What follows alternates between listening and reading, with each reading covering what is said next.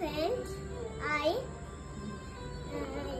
ఈరోజు ఒక ప్లేట్ దించాలి, ఒక ప్లేట్ పొయ్యిలో కొంచెం నీళ్ళు వేయాలి, అయితే అడుకొని ఒక పిండి ఒక ప్లేటు ఇంకా రైస్ వేయాలి, ఉప్పు ఇంకా బిజ్జిలో పెట్టేయాలి, బిజ్జిలో పెట్టేసి బిజ్జి పెట్టేయాలి, బిజ్జి పెట్టేయాలి, అదే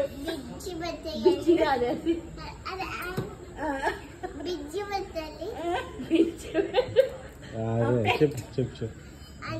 బిజ్జిలో పెట్టి ఆడిన తర్వాత ఇది పెట్టేయాలి, పెట్టి కుక్కర్కి అదే పెట్టేయాలి.